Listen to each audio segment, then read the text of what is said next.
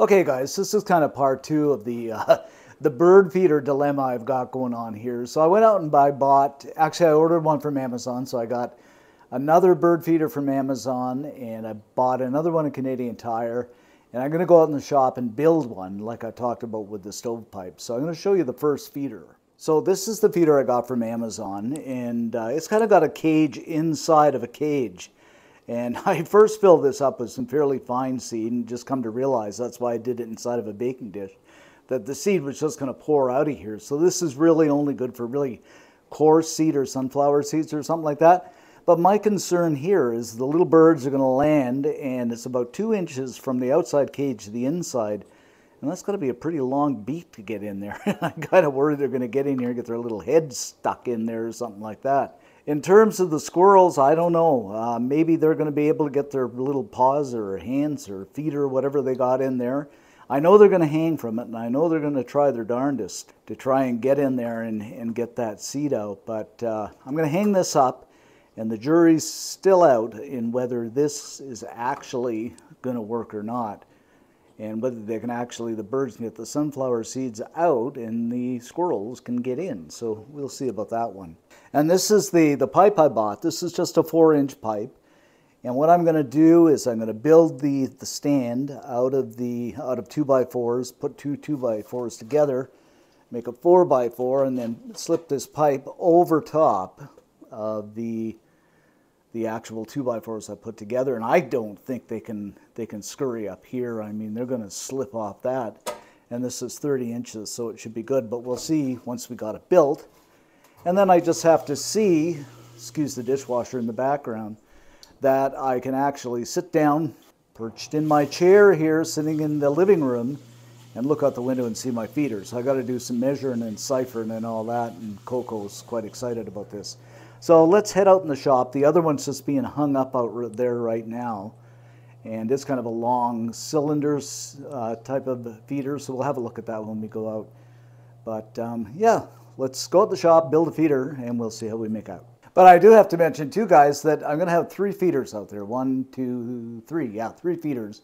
And I'm hoping to get another one out there for the squirrels, because I don't want them to feel left out. You know, you can't leave the squirrels left out like the squirrels are leaving the birds.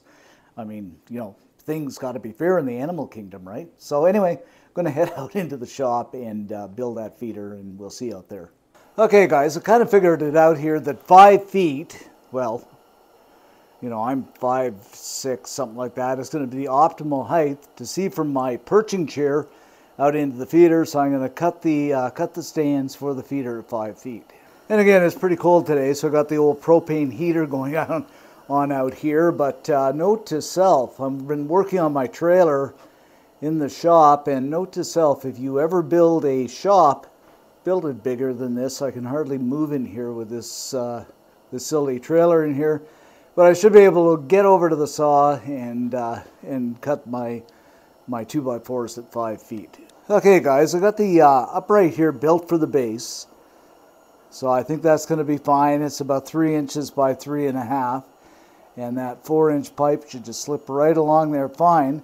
So I'm going to go ahead and cut the supports of the legs for the bottom, and then we'll take it out and mount the top on, and then once it warms up a little bit, paint her up, and it should be pretty good.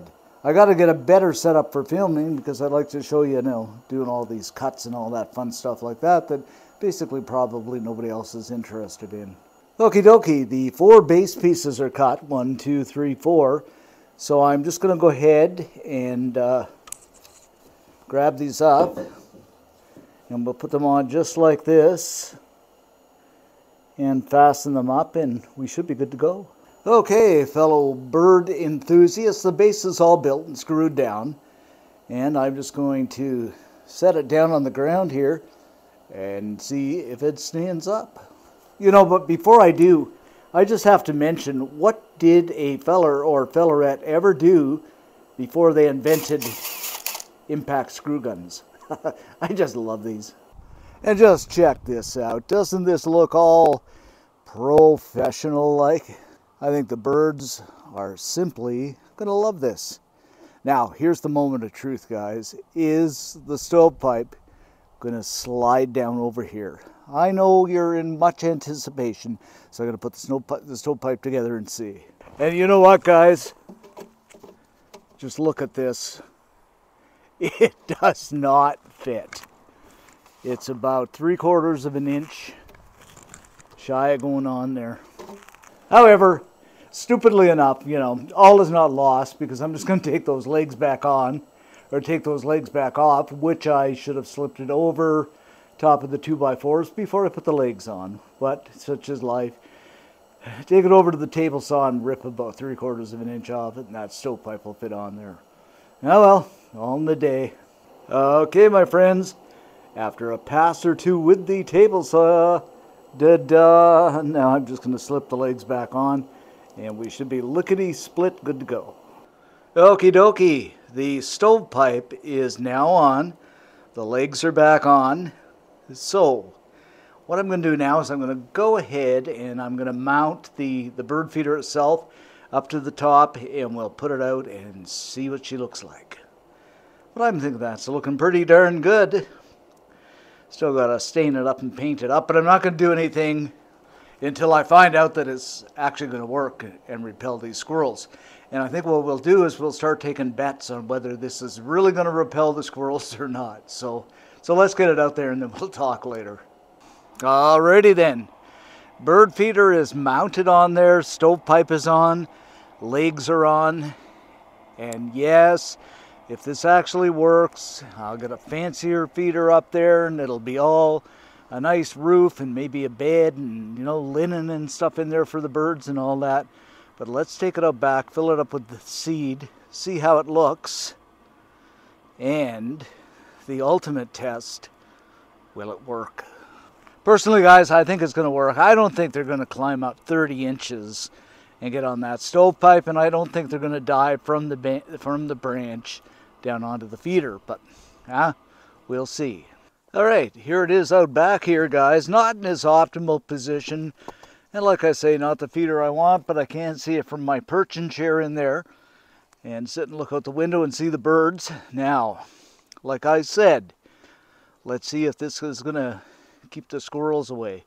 So we have this feeder, which I hope is going to work, and we have the caged one up here, and I hope that's going to keep the squirrels away as well. And if I walk down to the wind chime station here, we've got this guy right here. So, and even the cows out there, if you can see them. I don't think we need to feed them. I think Roy feeds them anyway. So guys, for the 3 of you out there that might be interested in this little drama I've got going on here trying to feed the birds and keep the squirrels away, I will be back to let you know how it works. And the first time I see a squirrel or even a bird, I'll go ahead and post it. So thanks for watching, guys. Have a super day, and we'll see you next time.